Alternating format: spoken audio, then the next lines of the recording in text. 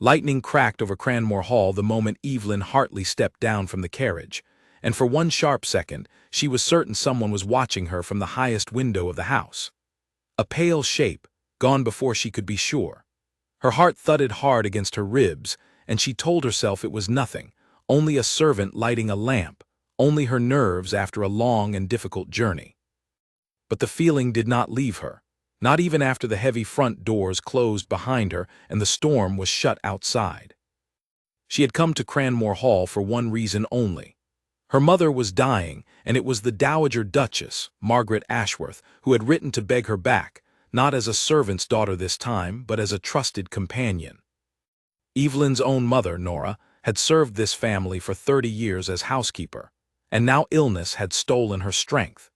Evelyn could not refuse the woman who had once given her mother work and shelter, even though returning meant walking straight back into a past she had spent 8 years trying to forget.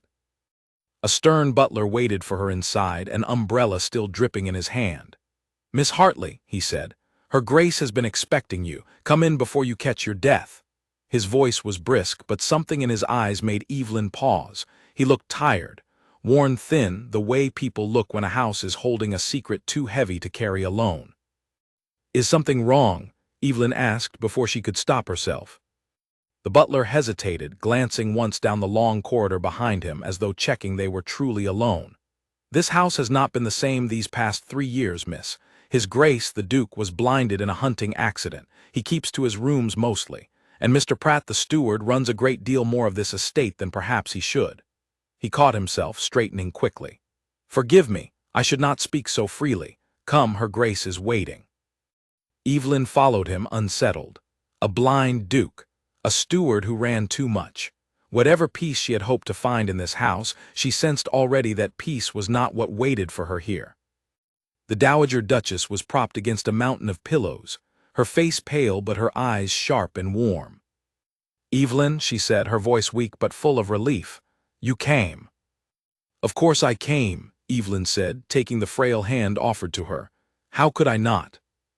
They spoke for a while of small things, of the years Evelyn had spent away, working quietly as a governess, trying to build a simple life far from grand houses and old sorrows. Margaret listened, her eyes growing heavier, until sleep finally pulled her under. Evelyn rose quietly and slipped out into the corridor, intending only to find her own room and rest. Instead, a sound stopped her, a low voice speaking from a room whose door stood slightly open. She should have walked past. She told herself she would walk past. Instead, her feet slowed, and through the gap she saw a man seated near the window, his profile sharp against the gray light, his eyes fixed on nothing at all. Julian. She had not seen him in 8 years, and yet she knew him instantly, the same strong jaw, though harder now, the same dark hair, though longer than fashion allowed. A pale scar ran from his temple toward his cheekbone. He sat with a stillness she did not remember from the laughing, restless boy of her childhood, as though he had trained himself to hold perfectly still against a world he could no longer see. Then his head turned, sudden and sharp, straight toward the door. "Is someone there?" His voice had gone alert, like a hound catching an unfamiliar scent. Evelyn's breath caught. She stepped back at once and hurried down the corridor before he could ask again, her pulse hammering as though she had been caught doing something forbidden, though she could not have said what. She did not stop until she reached the top of the staircase, one hand pressed flat against her chest. It was nothing, she told herself, a trick of sound. He could not possibly have known it was her. But the certainty in his voice stayed with her long after she reached her small room and closed the door, long after the storm outside finally passed, and the house fell into an uneasy silence. She lay awake, staring at the dark ceiling, and could not shake the feeling that something in this house had already noticed her arrival and was waiting. The next morning came gray and damp, the storm's leftover clouds still hanging low over the gardens. Evelyn rose early, eager to prove useful, and carried a tray of tea toward the Duchess's room. She had barely turned the corner when a sharp crash stopped her cold. A cup had shattered on the stone floor, and a young maid stood frozen over the pieces, her face white with fear, while a narrow-faced man loomed over her. "Careless girl," the man snapped. That cup belonged to the late Duke. You will pay for it from your wages. It was an accident, sir, please. I do not care what you meant, I care what you broke. Evelyn set down her tray without thinking and stepped forward, some old protective instinct rising before she could stop it. I would ask, sir, that you speak more gently to a frightened girl over a broken cup. The man's eyes flicked toward her, cold and assessing. And who might you be, wandering my corridors so boldly? Miss Hartley, companion to her grace. Something sharp passed behind his eyes before he smoothed it into cold politeness.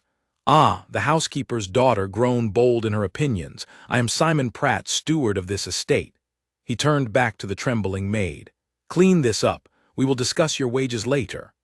Then he swept past Evelyn without another word, his footsteps echoing hard against the stone. Evelyn knelt to help the maid gather the broken pieces. Do not mind him, she said gently. Some men only feel powerful when someone smaller is frightened of them. The girl, whose name was Lucy, looked up with grateful, wary eyes. Thank you, miss. He has grown harder since his Grace's accident. Some of us wonder if the estate accounts always add up honest, seeing as his Grace cannot check the figures himself. I say no more than that, miss. It is not my place. Evelyn's stomach tightened at that, a small cold seed of suspicion planted where she had not expected one. She thought of the way Pratt's eyes had studied her, calculating, and of the butler's warning the night before, that Pratt ran more of the estate than perhaps he should. She said nothing to Lucy, only helped her finish clearing the floor, but the unease did not leave her as she carried the tea in at last to the Duchess's room. Margaret was awake, watching the window with a tired but curious expression. You look troubled, my dear. It is nothing, your Grace. A broken cup, nothing more. Evelyn poured the tea, unwilling to burden a sick woman with servants' gossip that might be nothing at all. Simon Pratt, Margaret said knowingly, not fooled for a moment. A difficult man, though my son insists he is competent and loyal. Julian relies on him a great deal these days for matters he can no longer manage himself. Her mouth tightened faintly. I confess it troubles me sometimes, how much rests on one man's honesty, when my son cannot see the proof of it with his own eyes. Evelyn considered her words carefully as she handed over the cup. Does his Grace have no one else to help him check such things? Family friends, perhaps. There is Colonel Whitmore, though his own health keeps him away most seasons, and there is Lady Charlotte Vane, who visits far more often than health requires. Margaret's eyes glinted with dry amusement. Her family has long hoped for a match between our houses. She makes her intentions toward Julian rather plain. Something small and unwelcome twisted in Evelyn's chest at that, though she told herself firmly it was no business of hers who the Duke chose to marry. She busied herself with the tray instead, and said nothing more on the subject, though the feeling did not fully leave her for the rest of that long, gray morning. By afternoon, restless and uneasy, Evelyn slipped outside for air, drawn without quite meaning to toward the gardens of her childhood, wild roses climbing thick along the stone walls, the old oak still standing near the eastern edge exactly as she remembered it. She had gone perhaps 20 steps down the path when she rounded a hedge and stopped short.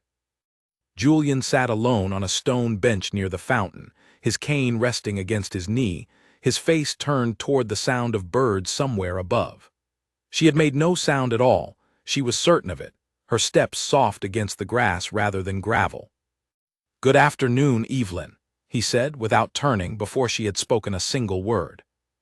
She froze where she stood, a chill running down her spine that had nothing to do with the gray autumn air. How did you know it was me?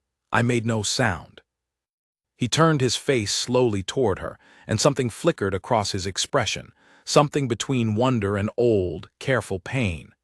I have learned to notice a great many things this house never taught me before, he said quietly. Some presences a man simply knows, Evelyn, even in the dark. Evelyn stood very still, watching him, uncertain whether the shiver moving through her was fear or something far more dangerous.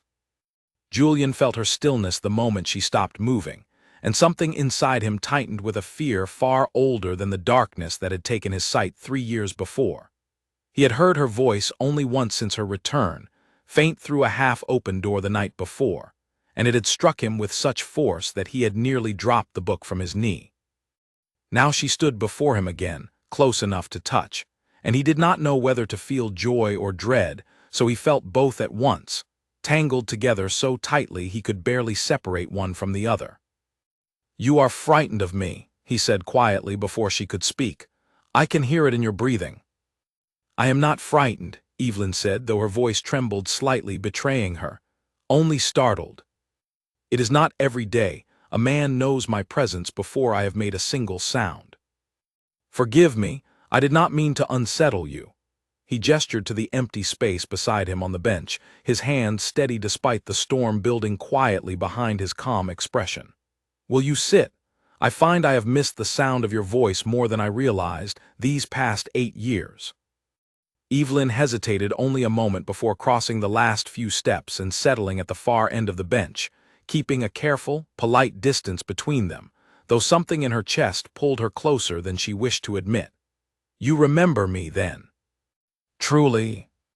How could I forget the girl who once put a frog in my own coat pocket and swore, with a perfectly straight face, that she had seen nothing at all?" A faint smile tugged at his mouth, softening the hard lines that had settled there in her absence. Some things a man does not forget, whatever darkness comes after. Despite herself, Evelyn laughed, a short, surprised sound that seemed to ease something tight in both their chests at once.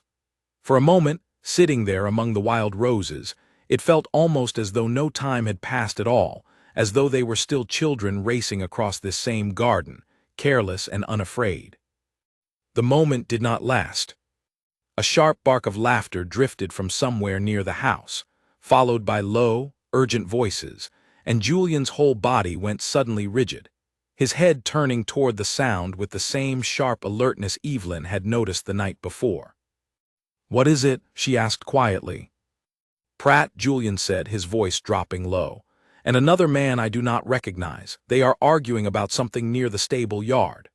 He rose from the bench in one smooth motion, his cane finding the path without hesitation, though his jaw had tightened with sudden tension. "Forgive me, Evelyn, I must attend to this." "Let me come with you," Evelyn said, rising as well, an instinct she could not quite explain pulling her forward. "Two sets of ears are better than one, are they not, if you cannot see whatever is happening?" Julian turned toward her, something unreadable crossing his face, and then, slowly, he nodded. "Stay close and stay quiet. Whatever this is, I would rather Pratt not know we overheard him." They moved together along a narrow hedge path that ran parallel to the stable yard, Julian guiding them with quiet, practiced steps while Evelyn kept careful watch ahead. As they neared the low stone wall separating the garden from the yard, voices grew clearer, sharp with tension. "You said the accounts would hold until spring," a rough, unfamiliar voice was saying. "I cannot wait until spring. I need the money now, or I go to the magistrate myself, steward or no steward." "Keep your voice down, you fool," Pratt hissed. "Do you wish the whole household to hear you? I will have the funds within the week. Do not test my patience, or you will find yourself with considerably less than you currently hold." Evelyn's breath caught, and beside her she felt Julian go utterly still, listening with an intensity that seemed to draw the very air taut around them. The stranger muttered something too low to catch, and then footsteps retreated quickly toward the stable's far entrance, followed a moment later by the sound of a horse being led away in haste. Pratt remained a moment longer, and Evelyn, peering carefully through a gap in the hedge, watched him press a hand briefly to his own temple, his composure cracking for just an instant before he smoothed it away and walked briskly back toward the house. "Did you hear that?" Julian whispered once the yard had fallen silent again. "The funds! He spoke of accounts of money owed." "I heard it," Evelyn said softly, her heart still racing. "Julian, that man threatened to go to the magistrate. Whatever Pratt is doing, it frightens even the people he deals with." Julian's expression had gone hard, old suspicion sharpening into something close to certainty. "I have suspected him for a long while now, Evelyn, of things I have had no way to prove. Small inconsistencies in the figures he reads aloud to me, Numbers that never quite settled right in my memory, though I could never be certain, lacking eyes of my own to check them. Then we must find proof, Evelyn said at once, surprising herself with the fierce certainty in her own voice. Whatever he is hiding, surely some record of it exists somewhere in this house. It would be dangerous, Julian said carefully, though something in his tone suggested he was already considering it. If my suspicions are correct, Pratt is not a man who would take kindly to discovery. I'm not afraid of him, Evelyn said, though even as she spoke the words, she felt the lingering unease of the pale shape she had glimpsed in the window the night before, and wondered, with a sudden cold twist in her stomach, whether that shape had belonged to Pratt himself, watching her arrival with far more interest than a simple steward ought to show a companion hired for the Dowager Duchess. They returned to the house separately, at Julian's careful suggestion, so as not to draw attention to their shared absence, and Evelyn spent the remainder of the afternoon attending the Duchess with her mind only half present, turning over everything she had overheard, searching for some thread of understanding in the tangled suspicion now settling heavily over the household. That evening, after Margaret had finally drifted to sleep, Evelyn found herself once more drawn toward the eastern corridor, toward the room where she had first glimpsed Julian the night before. She told herself she meant only to check whether he required anything before retiring for the night, though some deeper honesty within her recognized the excuse for what it was. The door stood open this time, and Julian sat near the cold fireplace, his hands folded, his expression distant and troubled. He turned toward her the moment she appeared in the doorway, before she had spoken a single word. "You came to ask about the letter," he said quietly. "I heard it in your silence last night standing outside my door. You wanted to ask and you did not." Evelyn's breath caught. "What letter, Julian?" He was quiet for a long moment, old grief and old hope warring visibly across his features. "I wrote to you, Evelyn, after you left this house 8 years ago. I poured out things I had never dared say aloud, and I waited months for a reply that never came." His voice roughened. "I told myself, eventually, that I had imagined the whole connection between us. That whatever I felt was foolish and one-sided, easily forgotten by a girl who had simply moved on with her life." "I never received any letter," Evelyn said, moving further into the room, her heart pounding painfully against her ribs. "Julian, I swear it to you. If I had received a single word from you, I would have answered immediately, whatever it said." He rose from his chair, his sightless eyes searching in her general direction with an intensity that made her breath catch entirely. "You never received it," he repeated, disbelief and something rawer threading through his voice. "Never. We moved twice within that first year, chasing whatever work we could find. If it was sent to our old address, it likely never reached us at all." She studied his face, watching grief and dawning hope pass across it in equal measure. "What did it say?" He hesitated, old caution warring visibly with something far more urgent, and for a long moment Evelyn feared he would retreat behind the same careful walls he had built around himself these past 3 years. Instead, slowly, he crossed the distance between them until he stood close enough that she could feel the warmth radiating from him, close enough to see every faint tremor in his composed expression. "It said," he began softly, "that I loved you. That I had loved you since we were children, though I lacked the words for it then, and that I intended to speak with my father about a future between us, foolish as that hope was, given the difference in our stations." Evelyn's eyes filled with sudden tears, 8 years of buried longing rising all at once within her chest.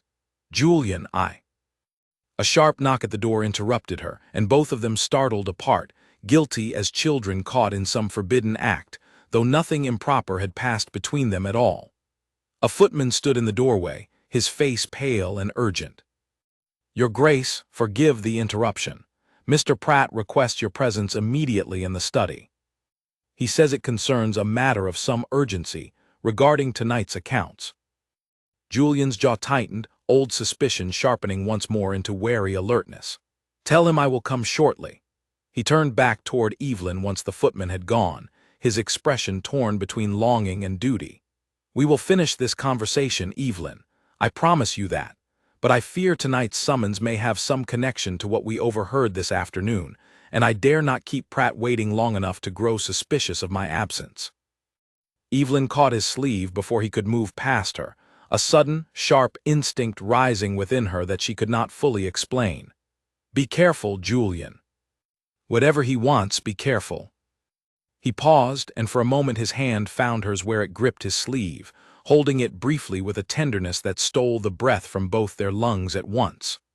"I will," he said softly. "And Evelyn, whatever else happens tonight, know that everything I told you just now was true, every word of it." He left her standing alone in the firelit room, and Evelyn remained there for a long moment after his footsteps had faded, her heart pounding with a mixture of joy and dread she could not quite separate, uncertain whether the danger gathering around this household would allow either of them the peace to properly finish what had finally, after 8 long years, begun to unfold between them. Julian found Simon Pratt waiting in the study with a lamp turned low, the fire banked to little more than embers, and something about the careful arrangement of the room set every instinct in Julian on edge before a single word had passed between them. "You wish to see me," Julian said, keeping his voice even, though his senses strained to catch every small detail the darkness might reveal. The faint scratch of paper, the shift of Pratt's weight from one foot to the other, the particular tightness in the steward's breathing that Julian had learned over 3 long years to associate with dishonesty. "Forgive the late hour, Your Grace." Pratt's voice carried its usual smooth courtesy, though beneath it Julian detected something sharper tonight, more watchful. "A matter arose regarding the northern tenant farms. Rent has fallen short this quarter, and I wish to discuss how best to proceed before the situation grows further behind." "Read me the figures," Julian said, settling into the chair behind his father's old desk, a habit he maintained though the desk itself now served Pratt's daily use rather than his own. Pratt read through a list of numbers, careful and precise, and Julian listened closely, searching for the small inconsistencies he had learned to suspect over the years, though tonight, as always, he had no way to verify a single figure against the actual page. It was, he thought grimly, the perfect crime for a man to commit against a blind duke, hidden entirely behind numbers spoken aloud that could say anything at all, true or false, with no one able to check them. "These figures seem lower than last quarter's report," Julian said carefully, testing the waters. "Have the tenant farms suffered some particular hardship this season?" A brief pause, so slight Julian might have missed it entirely had he not been listening so intently. "The autumn rains damaged several fields, Your Grace. Nothing unusual for this time of year, though it has certainly affected the yield." "I see." Julian kept his voice carefully neutral, though inwardly his suspicion sharpened further. He had heard no particular complaint of damaged fields from any other source, and Cranmore's tenants, in his experience, were rarely shy about voicing their hardships directly to the Duke's household. "And the funds owed regarding matters we discussed some weeks past, have those been settled?" Another pause, longer this time. "I am not certain which matter you refer to, Your Grace." "The debt to the London merchants," Julian said, inventing the detail deliberately, watching closely for any reaction he could detect through sound alone. "I recall some concern over an outstanding account." "Ah, yes. That matter has been resolved entirely," Pratt said smoothly, too smoothly, the lie settling into Julian's ears like a stone dropped into still water. There was no such debt, no such merchants, and Pratt's confident confirmation of an entirely fabricated matter told Julian everything he needed to know about how easily the steward invented whatever answer seemed most convenient in the moment. Julian rose from the desk, his composure carefully maintained despite the cold fury building steadily within his chest. "Thank you, Pratt. That will be all for tonight." "Of course, Your Grace." Pratt gathered his papers, and Julian listened to the particular rustle of them, the careful way the steward seemed to shield certain pages from view, a habit Julian had noticed before but never fully understood until this very moment, hearing it now with fresh and damning clarity. Once alone, Julian sat for a long while in the darkened study, turning over everything he had heard, the fabricated debt so smoothly confirmed, the strange man in the stable yard demanding money before spring, the years of small inconsistencies he had sensed but never proven. Evelyn's words returned to him then, steady and certain. We must find proof. He found her the following morning in the small library, sorting correspondence on his mother's behalf, and something in his expression must have carried the weight of the previous night's discoveries, for she set down her letters immediately upon seeing him. "Julian, what happened?" He told her everything, quietly, carefully, watching her expression through the sound of her breathing rather than sight, and when he finished, her voice came back fierce and certain. "Then we search his study tonight while the household sleeps. If proof exists, we shall find it." Their plan, however, was interrupted before it could properly begin. A carriage bearing an unfamiliar crest rolled up the drive that very afternoon, and Evelyn, glancing from an upstairs window, watched an elegant young woman step down with practiced grace, golden hair perfectly arranged beneath a fashionable bonnet. "Lady Charlotte Vane," Margaret informed her a short while later, when Evelyn returned to attend the Duchess and mentioned the visitor with careful neutrality. "She visits rather more often than health requires, as I believe I mentioned before. Her family has long hoped for a match with Julian." Evelyn said nothing, though something uncomfortable twisted in her chest at the thought of the elegant young woman currently occupying Julian's drawing room, and she busied herself with small tasks for the remainder of the afternoon, telling herself firmly that Julian's marriage prospects were no concern of hers, whatever tender words had passed between them the night before. She could not entirely avoid the encounter, however. Passing through the corridor near evening, tray in hand, she found herself face to face with Lady Charlotte, who studied her with a slow, assessing look that made Evelyn suddenly conscious of her plain companion's dress. "You must be Miss Hartley," Charlotte said, her voice pleasant enough, though something cool ran beneath it. "Julian mentioned you had returned to the household. How very convenient that the housekeeper's daughter should arrive just as her Grace requires a companion." "I am glad to be of service to her Grace," Evelyn said carefully, sensing danger in the conversation though she could not yet name its shape. "Of course," Charlotte's smile did not reach her eyes. "I do hope you understand your proper place in this household, Miss Hartley. Julian has endured a great deal these past years, and he is vulnerable, I think, to comfort offered by familiar faces. It would be a cruelty, would it not, for anyone to mistake his gratitude for something deeper, and encourage hopes that could never truly be realized." Evelyn's chest tightened, though she kept her composure carefully in place. "I understand my place perfectly well, my lady." "I am glad to hear it." Charlotte swept past her without another word, leaving Evelyn standing alone in the corridor, Charlotte's cool warning settling like a stone in her stomach, a doubt she had not invited but could not easily dismiss. That night, once the household had fallen silent, and the fires burned low throughout the darkened halls, Evelyn slipped from her room with a single shielded candle, meeting Julian near the top of the servants' staircase exactly as they had planned. "You are troubled," he said quietly, the moment she reached him, his sharpened senses catching what her carefully composed voice tried to hide. "It is nothing," Evelyn said, though her voice trembled slightly. "Only nerves before what we are about to attempt." He did not press further, though something in his expression suggested he did not entirely believe her, and together they made their way down through unfamiliar shadow toward the heavy oak door of the study Pratt now used as his own. Evelyn produced a hairpin from her hair, working carefully at the lock with patience learned from a childhood spent picking forbidden garden gates, until the mechanism clicked softly and the door swung open beneath her hand.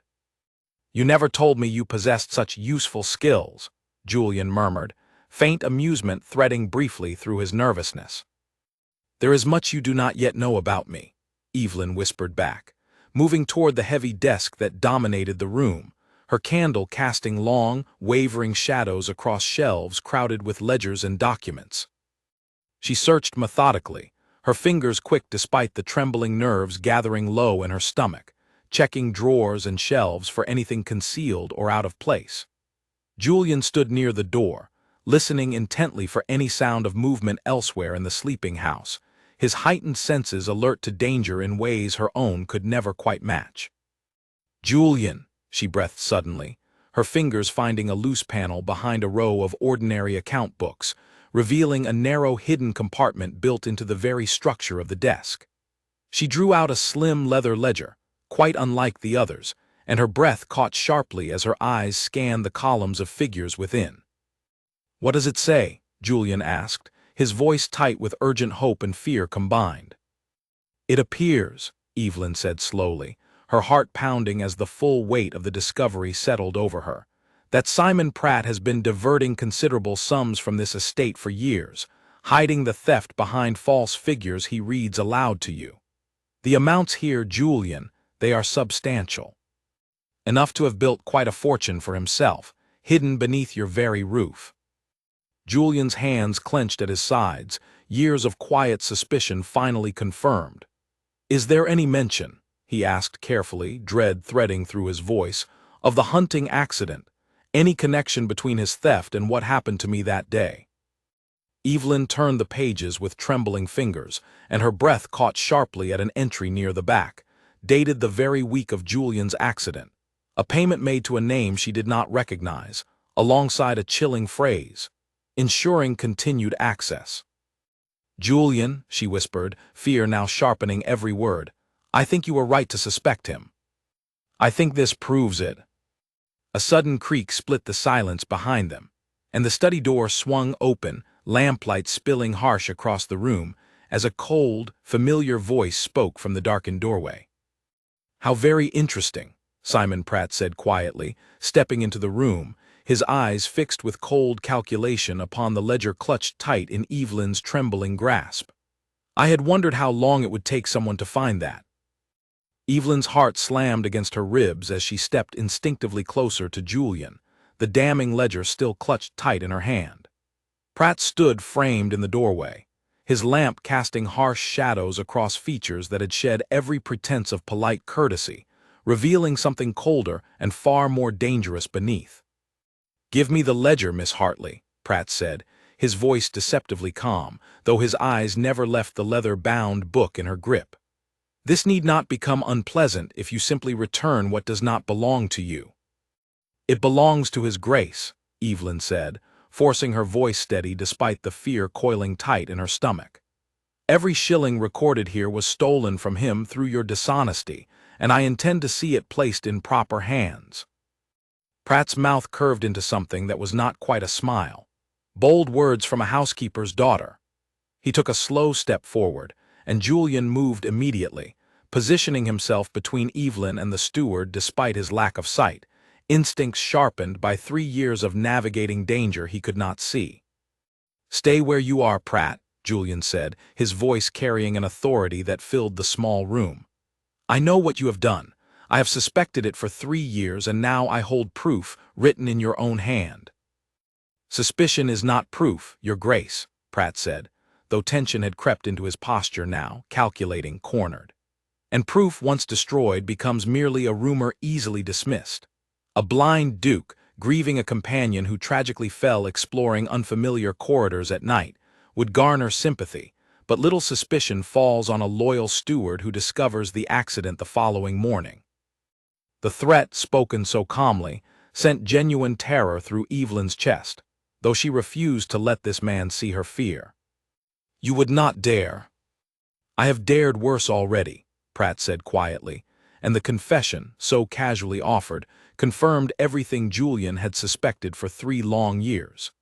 "That hunting accident cost me a great deal of careful planning. I could hardly allow a curious young woman to unravel it over a single night's foolish trespass." He lunged forward with sudden speed, reaching for the ledger, and Evelyn stumbled backward, clutching the book against her chest. Julian, hearing the shift in movement, reacted with the swift precision of a man who had spent 3 years learning to fight unseen threats, driving his shoulder hard into Pratt's chest and sending him staggering back against the desk. "Run, Evelyn," Julian commanded sharply. "Find the servants, wake the household now." But Evelyn could not bring herself to abandon him. Her eyes caught on a heavy brass candlestick resting on a side table, and she snatched it up just as Pratt recovered his balance and lunged again toward Julian, who braced instinctively though he could not see the attack coming, only sense it through the shift of air and sound. She swung the candlestick with all the strength fear could summon, striking Pratt hard across the shoulder just as he reached for Julian, sending him stumbling sideways with a sharp cry of pain. He turned toward her, fury replacing his earlier composure entirely. "You interfering," Pratt began, advancing with clenched fists, but Julian, orienting himself by the sound of the steward's voice, closed the distance with startling speed and drove his fist hard into the side of Pratt's jaw. 3 years of pent-up helplessness finally given release. Pratt crashed backward into a bookshelf, sending ledgers and papers cascading across the floor around him, the evidence of his crimes scattered like fallen leaves. "Evelyn," Julian said urgently, his chest heaving as his hands found her shoulders, confirming she stood unharmed. "Are you injured?" "I am well," Evelyn managed, her voice shaking with the aftermath of fear and adrenaline. "Julian, we must raise the household before he recovers." Pratt stirred among the scattered papers, groaning, and Evelyn realized with fresh alarm they had only moments left. She grabbed Julian's hand and pulled him toward the door, snatching the ledger from where it had fallen, determined not to leave without the proof that would finally expose him. They fled into the darkened corridor together, Evelyn half leading, half following as Julian's familiarity with the house guided them even faster than her own uncertain steps. Behind them, Pratt's furious shout rang out, followed by the sound of pursuit. "The servants' quarters," Julian gasped, pulling her sharply down a narrower passage she had never explored, trusting entirely in memory of a house he knew intimately despite the darkness. They burst through a door directly into the servants' hall, startling several footmen gathered for a late card game. "Wake the household," Julian commanded, his voice carrying the full authority of his position despite his breathlessness. "Simon Pratt has committed theft against this estate, and I believe he arranged the hunting accident that took my sight. He pursues us even now. Fetch the constable and secure the exits before he can flee." The footmen scattered to their tasks, and within minutes the great house had come alive with light and urgent movement, servants blocking every avenue of escape. Margaret appeared at the top of the staircase in her dressing gown, her face pale with confusion until Evelyn hurried to explain, as gently as circumstances allowed, the terrible truth uncovered that night. Pratt was found within the hour, attempting to flee through the stables with a hastily packed bag of valuables, only to find every exit already guarded. He offered no confession that night, his composure restored behind a mask of outraged innocence.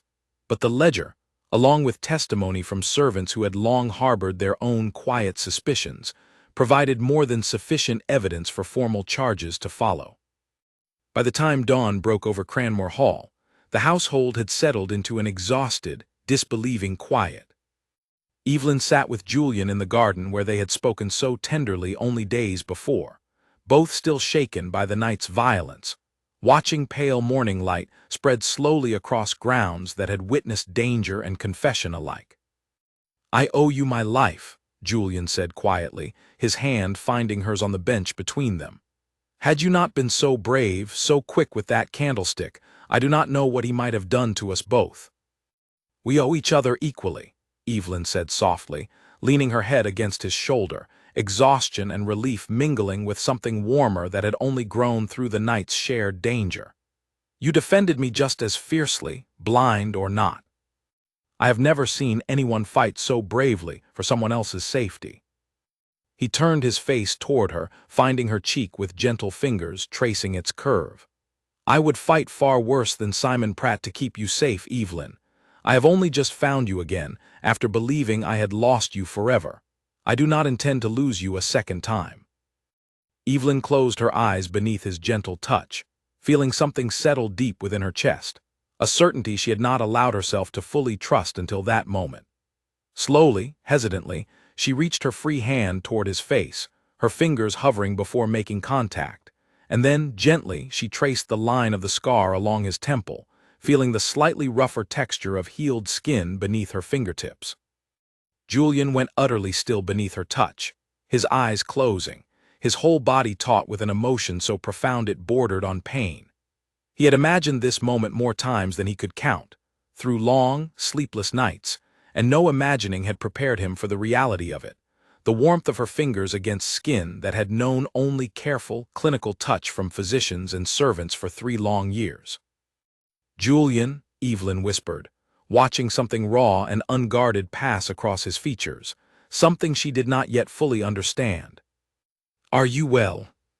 He opened his eyes, though they saw nothing, and turned his face slightly into her palm, seeking more of a contact he had waited years to receive, though she could not possibly have known that yet, could not have known the depth of longing behind such a simple, tender gesture. "I am more than well," he said, his voice rough with an emotion he could no longer fully contain. "Evelyn, there is something more I must tell you, something I have never spoken of to anyone, not even my own mother."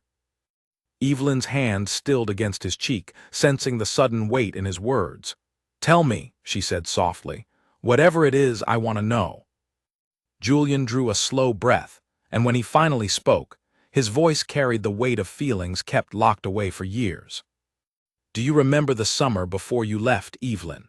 The summer we were both 17, when we spent every free hour together, arguing about poetry and racing across this very garden?" "I remember," Evelyn said softly, her hand still resting gently against his cheek. "I remember it better than almost anything else from those years." "I fell in love with you that summer," Julian said, the words coming easier now that he had finally begun. "Not the fond, careless affection of children, but something deeper, something that frightened me with how completely it took hold of my heart. I did not understand, at first, what to call the feeling. I only knew that when you laughed, the whole world seemed brighter, and when you argued with me, stubborn and certain of your own opinions, I found myself loving you more with every word." Evelyn's eyes filled with tears she made no effort to hide. "Why did you never tell me, Julian? All those months we spent together and you said nothing." "I was afraid," he admitted, his voice rough with old shame. "Afraid of what my father would say, a duke's son courting a housekeeper's daughter. Afraid even more that you did not feel the same, that I would ruin the easy friendship between us by confessing something you could never return. So I said nothing, and told myself there would be time enough later once I found the courage. Then you left without warning, and I lost my chance entirely, or so I believed for 8 long years." "I left because my mother's position had grown uncertain," Evelyn said quietly. "There was no warning because there was no time to give one. My mother received word one evening that we must go within the week, and I had no chance to say goodbye to anyone, least of all you." She paused, her voice trembling with old grief finally given words. "I cried for weeks after we left, Julian, though I told myself it was foolish. I told myself a housekeeper's daughter had no business mourning the loss of a future duke's friendship, as though it were something greater." "It was something greater," Julian said fiercely, catching her hand where it rested against his cheek and pressing it there more firmly. "It was something greater to me every single day since, whether I dared admit it or not." They sat together in silence for a long moment, the weight of 8 years finally settling into something that felt, for the first time, like understanding rather than grief. Then Julian spoke again, softer now, more hesitant. "There is one more thing I must confess, Evelyn, and I fear it will sound foolish once spoken aloud." "Nothing you say could sound foolish to me," Evelyn whispered. "After my accident," he began slowly, "in the darkest months, when I first understood that my sight would never return, I thought often of you. Not merely as a memory to comfort myself, but as a strange, persistent hope I could not fully extinguish, however hard I tried. I imagined sometimes that you might return to this house one day, though I had no reason to believe such a thing would ever happen. I imagined what I might say to you, how I might finally find the courage I had lacked as a boy. I told myself it was foolish, a blind man's idle fantasy, nothing more. And then you walked through these doors, exactly as I had imagined, and I did not know whether to believe my own good fortune." Evelyn's breath caught, tears spilling freely down her cheeks now. Julian, I feel as though I have wasted 8 years believing myself foolish for feeling the very same way. I told myself, over and over, that whatever I felt for you was merely childhood affection, easily outgrown. I was wrong. I have been wrong for a very long time. Slowly, carefully, Julian leaned forward, his hand finding the curve of her jaw with the same tender certainty he had shown from the very first moment of her return. And their lips met in a kiss that carried within it every year of longing, every letter unanswered, every doubt finally laid to rest. Evelyn's hands rose to rest against his chest, feeling his heart hammering beneath her palms as fiercely as her own. And for a long, suspended moment, neither of them thought of Pratt, or danger, or the county's disapproving whispers, only of each other, finally together after so many wasted years apart. When they finally drew apart, Julian rested his forehead gently against hers, his breath still unsteady. "I have waited so long for that," he whispered. "Longer than you could possibly imagine." "Then let us waste no more time," Evelyn said softly, a smile breaking through her tears. "We have already lost 8 years to silence and misunderstanding. I do not intend to lose a single day more." Julian laughed, a sound of pure, unguarded joy that seemed to shake loose something heavy he had carried for years. "You are as bold as ever, Evelyn Hartley. I confess I have missed that boldness more than I can properly express." They remained in the garden until the morning grew too cold to bear, talking of small things now, of memories shared and years apart, each word rebuilding some fragile bridge between the children they had once been and the adults they had become. When they finally returned to the house, Margaret met them in the hallway, her sharp eyes taking in their joined hands and the soft glow on both their faces, and though she said nothing directly, her knowing smile spoke volumes. In the days that followed, word of Pratt's arrest spread quickly through the county, along with the sordid details slowly emerging through the ongoing investigation. Solicitors arrived to review the estate's finances thoroughly, uncovering the full extent of Pratt's theft, years of carefully hidden fraud that had drained considerable funds from Cranmore's coffers, while Julian remained helplessly unable to verify a single figure. A new steward, recommended by Colonel Whitmore and thoroughly vetted, began the slow work of restoring order to the estate's affairs. Through it all, Julian and Evelyn remained close, their bond deepening with each passing day, though the shadow of Pratt's trial still loomed ahead of them, along with questions neither had yet dared to voice aloud, about what a future together might truly look like, given the vast difference in their stations, and the disapproval such a match would surely draw from society. It was on a quiet afternoon, some 2 weeks after Pratt's arrest, that the first true test of their newfound happiness arrived, though neither of them yet knew how sharply it would cut. Lady Charlotte Vane arrived that very afternoon, her carriage rolling up the drive with rather less confidence than her previous visits, and Evelyn, catching sight of her from an upstairs window, felt a familiar knot of unease tighten in her stomach. She did not have long to wonder at the purpose of the visit. Within the hour, a footman found her sorting correspondence in the small library, requesting her presence in the drawing-room where Julian and Lady Charlotte already waited. Evelyn entered cautiously and found Charlotte seated primly upon a settee, her expression composed but her eyes sharp, watching Evelyn enter with an assessing look that made her suddenly conscious of her own plain dress against Charlotte's fine silk gown. "Miss Hartley," Charlotte said, her voice pleasant enough, though something cool ran beneath it. "I understand you played rather a heroic role in exposing Mr. Pratt's crimes. The whole county speaks of little else. How very brave of you." "I did only what any decent person would have done, my lady," Evelyn replied carefully, sensing danger though she could not yet identify its precise shape. "Modesty becomes you." Charlotte's smile did not reach her eyes. "Julian tells me you have become rather indispensable to this household these past weeks. Quite the transformation, from housekeeper's daughter to trusted confidant of the Duke himself."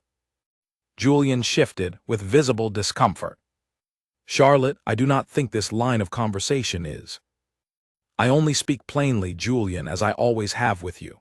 Charlotte's gaze remained fixed on Evelyn. "I wonder, Miss Hartley, whether you have considered the position you place his grace in, through this sudden closeness that has grown between you." He is a duke. You are a companion, hired for wages, with no fortune, no title, no connections beyond a housekeeper mother now sadly deceased. Society will not easily accept such a match. Whatever tender feelings might have grown between two people thrown together by unusual circumstance. The words struck harder than Evelyn expected, echoing doubts she had not fully allowed herself to examine since that dangerous night in the study. She had been swept along by fear and relief, and the overwhelming rush of finally understanding feelings long suppressed. But Charlotte's cool assessment forced her to confront questions she had avoided. "Charlotte, that is quite enough," Julian said sharply, rising from his chair with obvious anger. "Evelyn's worth is not measured by fortune or title, and I will not have her spoken to in such a manner within my own home." "I speak only truth, however unwelcome," Charlotte said, though she rose as well, gathering her composure with practiced grace. "I wish you happiness, Julian, truly I do. But I wonder whether what you feel for Miss Hartley is genuine affection or merely gratitude, and perhaps a measure of loneliness, finding comfort in a familiar face after years of isolation. 3 years of darkness can make any kindness feel like love, when perhaps it is simply relief at no longer being alone." She departed shortly after, leaving behind a heavy silence that neither Julian nor Evelyn seemed able to immediately fill. Julian reached for Evelyn's hand, but she stepped back, unable to meet his sightless eyes, Charlotte's words echoing uncomfortably within her own uncertain heart. "Do not let her poison your thoughts, Evelyn," Julian said gently, though he could not see the doubt written plainly across her face. "Charlotte speaks from wounded pride, nothing more." "Does she, though?" Evelyn asked quietly, voicing the fear that had begun creeping through her since Charlotte's visit. "Julian, you spent 3 years alone in darkness, isolated from the world, and then I returned, familiar and comforting amid all that isolation. How can either of us be certain what you feel is truly love, and not simply relief at no longer facing your darkness alone?" Julian's expression shifted from gentle reassurance to something more troubled. "You cannot believe that. Evelyn, I loved you long before my accident, long before darkness ever entered my life. I told you as much only days ago in the garden." "I know what you have told me," Evelyn said, "and I believe you believe it entirely. But Julian, please understand my position. I have very little in this world beyond my own good name and honest character. If I allow myself to fully believe in this future you describe, and it proves to be nothing more than comfort mistaken for love, I will have risked everything I possess for a mistake I cannot afford to make." The following days grew increasingly strained between them, though neither entirely withdrew from the other's company, bound as they were by shared duties within the household and the lingering aftermath of Pratt's exposed crimes. Evelyn threw herself into practical matters with fierce dedication, finding in busy work a welcome distraction from the doubts that plagued her quieter moments, while Julian grew increasingly withdrawn, sensing her retreat though uncertain how to bridge the distance that had opened between them. Margaret, observing the strain between them with the sharp perception of a mother who had watched her son closely for 30 years, finally addressed the matter directly one afternoon, while Evelyn helped her through her daily exercises, prescribed by the physician to strengthen her weakened limbs. "You have been avoiding my son," Margaret observed, not unkindly. "I am not blind, my dear, whatever else might be said of this household's recent troubles. I have simply been occupied with the estate's affairs, Your Grace. There has been much to manage since Mr. Pratt's arrest." "There has been much to manage, yes, but that is not why you avoid Julian's company, and we both know it." Margaret's eyes held her steadily. "Lady Charlotte's visit unsettled you." "I heard something of what was said, from Julian himself, though he was reluctant to share the full details." Evelyn's hands stilled in their careful support of the Duchess's exercises. "She raised valid concerns, Your Grace. I have no fortune, no title, and Julian has endured such isolation these past years. I cannot help but wonder whether what he feels for me is truly love, or simply the comfort of familiar company after so much loneliness." Margaret was quiet for a long moment, studying Evelyn with an expression that held both sympathy and something firmer, more determined. My dear girl, let me tell you something about my son that perhaps you do not yet fully understand. Before his accident, Julian was courted by half the eligible young women in this county, each one prettier and better connected than the last, and he showed genuine interest in not a single one of them. I worried in those years that he had simply grown too particular for his own good. I did not know that, Evelyn admitted quietly. There is much you do not know, because Julian himself did not fully understand it until recently, I suspect.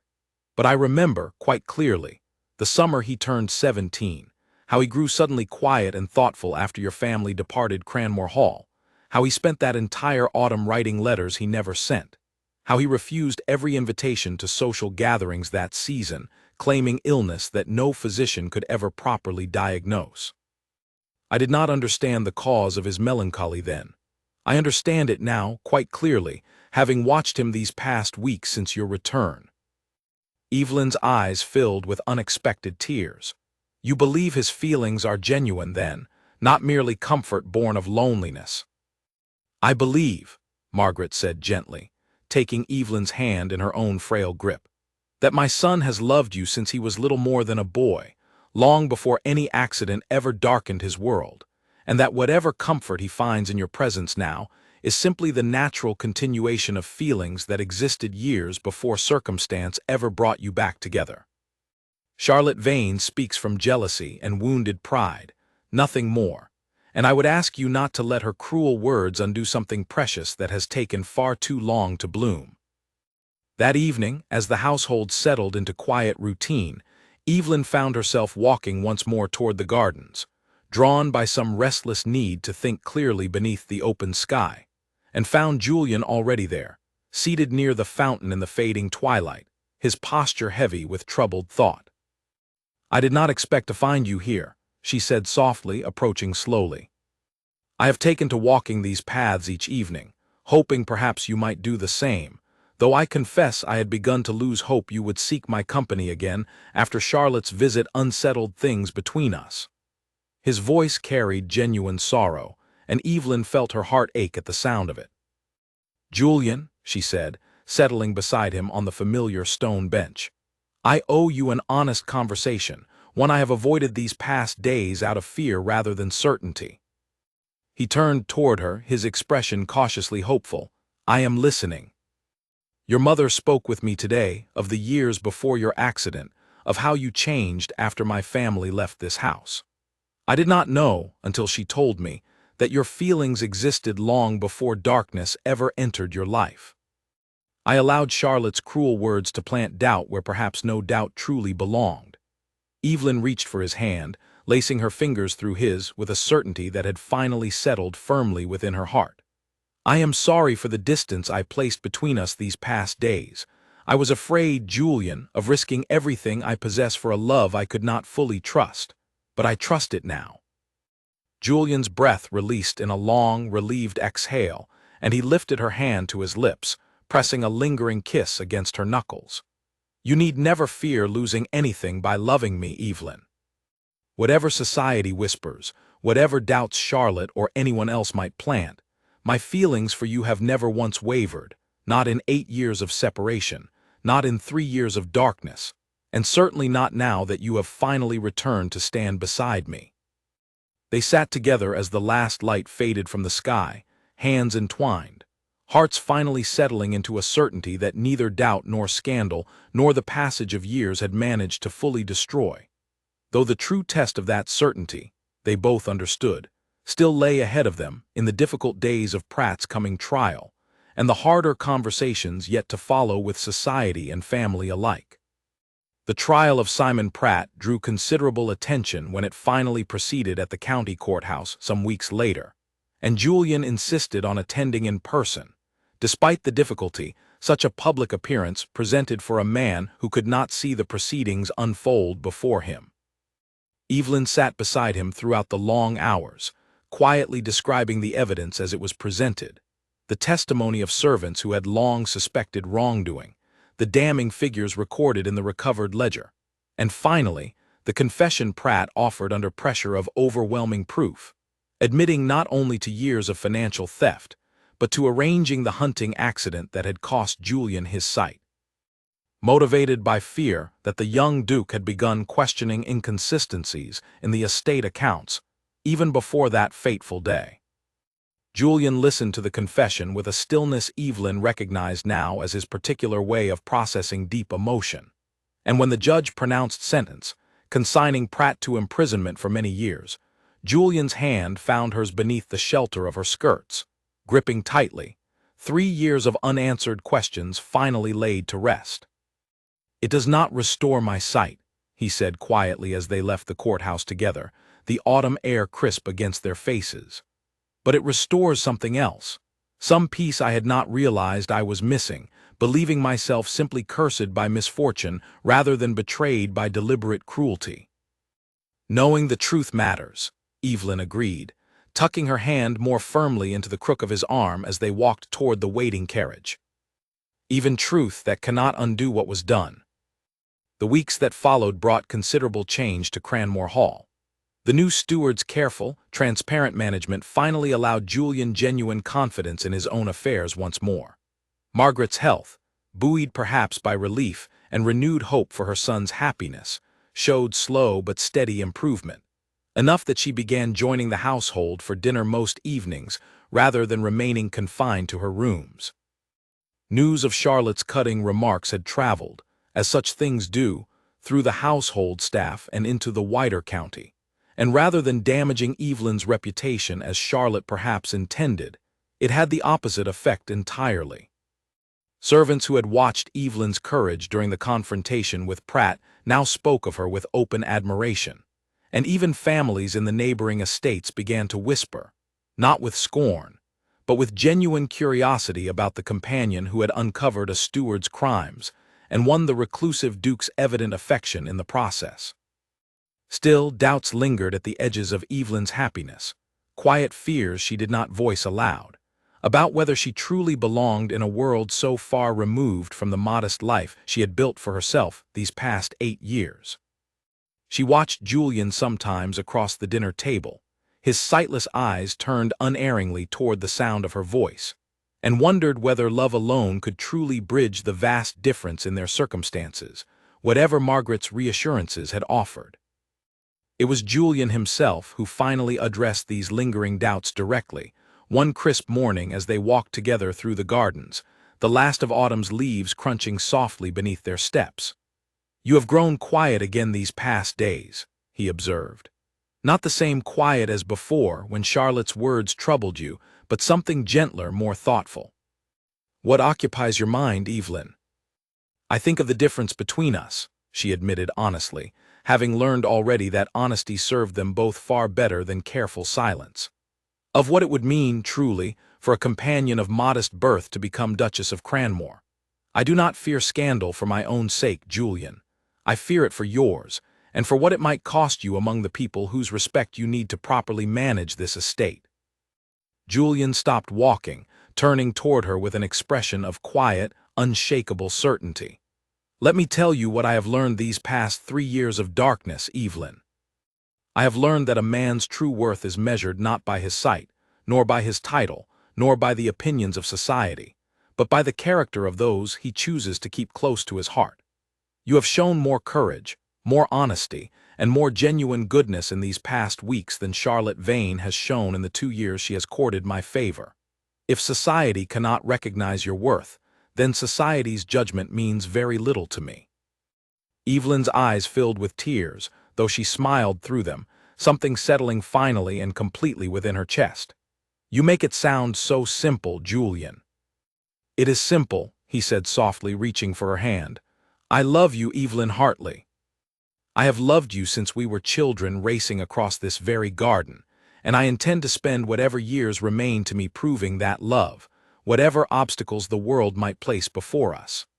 The only question that truly matters now is whether you love me in return, enough to face those obstacles together." "I do," Evelyn said, without a moment's hesitation, the last of her doubts finally dissolving beneath the warmth of his steady certainty. "I have loved you since long before I understood what the word truly meant, Julian, and I do not intend to let fear or doubt steal away a happiness we have both waited so very long to find." They stood together in the quiet morning garden, hands joined, hearts finally settled, and though neither spoke the words directly in that particular moment, both understood with perfect clarity that whatever conversation remained to be had about their future together would carry only one possible answer, whenever Julian finally found the courage to ask the question properly. That question arrived sooner than either of them expected, on a crisp morning in early winter when frost silvered the grass, and the roses had long since faded for the season. Julian requested a private audience with Evelyn in the same garden where so much had already passed between them, and something in his voice, careful and nervous in a way she rarely heard from him, told her this morning carried particular significance. "I have thought carefully about what I wish to say," he began, his voice carrying a nervousness that surprised her, despite everything they had already weathered together. "And I find that no amount of careful preparation makes the words come any easier, so I shall simply speak them plainly, as you have always preferred." He knelt before her, one hand finding hers with practiced certainty, and though he could not see her face, could not witness the tears already gathering in her eyes or the trembling smile spreading across her lips, he spoke with the confidence of a man who had waited a very long time for this exact moment. "Evelyn Hartley, I loved you as a boy before I understood what love truly meant. I loved you through 8 years of separation and silence, though I told myself repeatedly that such love was foolish, impossible, better forgotten. I loved you through 3 years of darkness, though I did not know until your return that I had never truly stopped hoping you might come back to me. And I love you now, with a certainty that no scandal, no doubt, no cruel word from anyone in this county could ever shake. Will you marry me and stay beside me not out of pity or comfort, but because you love me in return, as fiercely and completely as I love you?" Evelyn sank to her knees before him, framing his face gently between her hands, feeling the familiar scar beneath her fingertips, the same scar she had first traced with such tender uncertainty weeks before, never imagining then how deeply that simple touch would come to matter to them both. "Yes," she whispered, her voice breaking with joy she could no longer contain. "Yes, Julian, I will marry you gladly, completely, with my whole heart given freely and without reservation."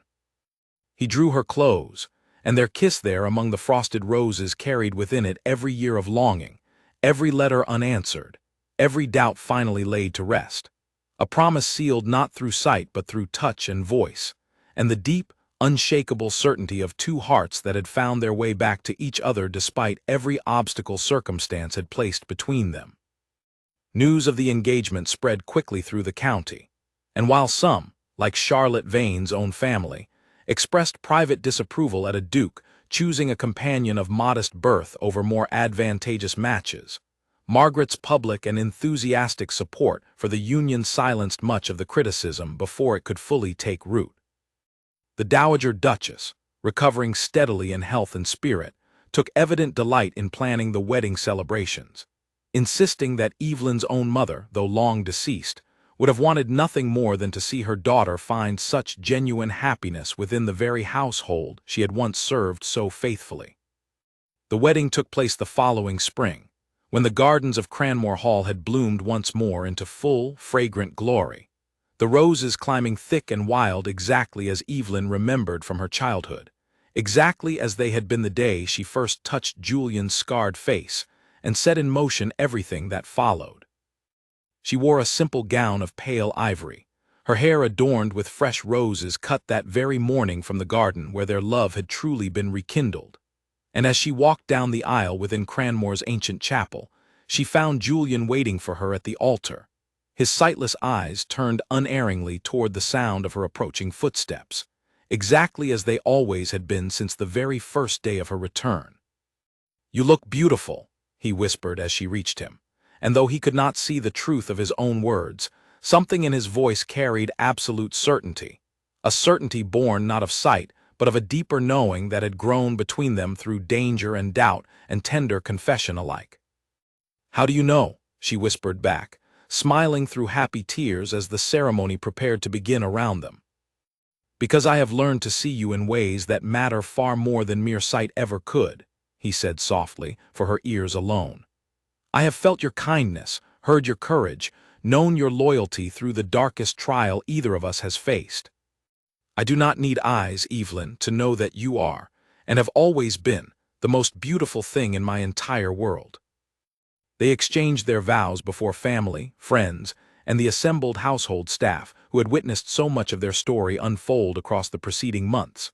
And when Julian finally reached forward to gently cup Evelyn's face in his hands, tracing her features one final time before their first kiss as husband and wife, the entire chapel seemed to hold its breath, witness to a love that had survived silence, separation, danger, and doubt. Emerging finally into a happiness neither had quite dared to imagine possible. Margaret watched from her chair near the front of the chapel, tears of genuine joy sliding freely down her face, thinking of her old friend Nora, gone now but surely watching from somewhere beyond, proud beyond measure of the daughter she had raised, and grateful, perhaps, that fate had found a way to bring two long-separated hearts back together at last, healing wounds that time alone could never have mended on its own. As the newly married couple walked back down the aisle together, hand in hand, the bells of Cranmore's chapel ringing joyfully overhead, Evelyn glanced up at her husband's face, still marked by the scar she had first touched with such uncertain tenderness weeks before, and felt her heart swell with a happiness so complete it left no room for any lingering doubt at all. He had waited years for her touch, though she had never known it until circumstance brought them back together. Now, standing beside him as his wife, she understood at last the full weight of that patient, faithful waiting, and she resolved, in that joyful moment, to spend every remaining day of her life ensuring he never had cause to wait, or wonder, or doubt again. Outside the chapel, spring sunshine spilled warm and golden across Cranmore Hall's ancient stones, and somewhere among the garden roses, wild bees hummed their quiet, contented song, as though the whole estate itself rejoiced alongside the couple whose love had finally, after so many years, found its way home. A full year passed at Cranmore Hall, seasons turning gently over the estate as Julian and Evelyn settled into the quiet rhythms of married life, their household finally free of shadow and suspicion, their days filled with the small, ordinary joys that neither had ever taken for granted after everything they had endured to reach this point together. Margaret's health continued its steady improvement, and she took great delight in her new daughter, spending long afternoons teaching Evelyn the finer points of managing a great estate, knowledge that would serve her well as Duchess of Cranmore. It was on a bright morning in early autumn that a letter arrived from London, carried by word from a physician of considerable reputation, a specialist who had developed new methods for treating certain injuries of the eye that had previously been considered entirely beyond hope. Evelyn read the letter aloud to Julian in the small morning room where they often took breakfast together, her voice growing increasingly excited as it described techniques recently developed on the continent, methods that had, in several documented cases, restored partial vision to patients whose blindness had resulted from trauma rather than disease. He wishes to examine you personally, Evelyn said, setting down the letter with trembling hands. He believes, based on the physician's reports from your original injury, that you might be a suitable candidate. Julian, this could mean seeing again, even partially. Would you wish to try it? Julian was quiet for a long moment, old caution warring with a hope he had long ago taught himself to suppress. I have made peace with my darkness, Evelyn, difficult as that peace was to find. I fear disappointment more than I fear continued blindness. Then we shall face that possibility together, whatever the outcome, Evelyn said gently, reaching across the table to take his hand. But Julian, I have watched you grow more whole this past year, more at peace with yourself than I imagine you were even before your accident. Do you not owe it to yourself to at least try? He nodded slowly. We shall travel to London, and I shall submit myself to this physician's examination, whatever the outcome may be. I have you beside me now, Evelyn, and that alone gives me courage I would not have possessed alone. The journey to London took the better part of a week, and Evelyn found herself both hopeful and anxious throughout the long carriage rides. The physician, a careful and thorough man named Dr. Ellison, examined Julian extensively over several days, testing what small perception of light and shadow remained in his damaged eyes. "The damage is significant," Ellison finally explained, sitting with them both in his private study, his voice measured and honest. "I cannot promise full restoration of sight, Your Grace. However, based on my examination, I believe there is genuine possibility of restoring some measure of vision, perhaps enough to distinguish shapes and movement. Through a surgical procedure I have performed successfully in similar cases these past 2 years." "And the risks?" Julian asked steadily. "Considerable," Ellison admitted. "There is possibility the procedure could worsen your current condition, though such outcomes have been rare in my experience." Julian was silent for a long while after the physician left them alone to discuss the matter privately. "What would you have me do?" he finally asked quietly. "I would have you do whatever brings you peace, Julian, regardless of outcome," Evelyn said honestly. "I fell in love with you as you are now, blind and whole in every way that truly matters. But if there is a chance, however small, of restoring some part of the world you once knew, I would understand entirely if you wished to take that chance." Julian reached for her hand, drawing it to his lips. "Then I shall take the chance, not because I need my sight to be happy, but because some part of me still wishes, foolishly perhaps, to see your face with my own eyes, just once." The procedure took place 3 days later, and the weeks of careful recovery that followed, spent in a quiet townhouse near the physician's own residence, proved among the most anxious of Evelyn's life, watching Julian's bandaged eyes each morning for any sign of the outcome that would determine so much of their future together. Finally, on a gray morning in late autumn, Dr. Ellison arrived to remove the bandages entirely, and Evelyn sat close beside Julian's bed, her heart pounding with equal parts hope and fear as the physician worked carefully, unwinding the layers of soft cloth. The room fell utterly silent as the final bandage came away, Julian blinking slowly against light he had not properly experienced in over 4 years. For a long, breathless moment, nothing happened, and Evelyn's heart sank, fearing the worst.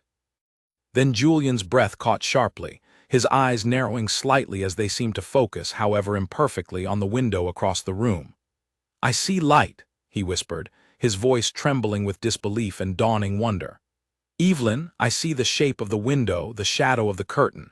It is blurred, indistinct, nothing like true clarity, but I see it. I see it."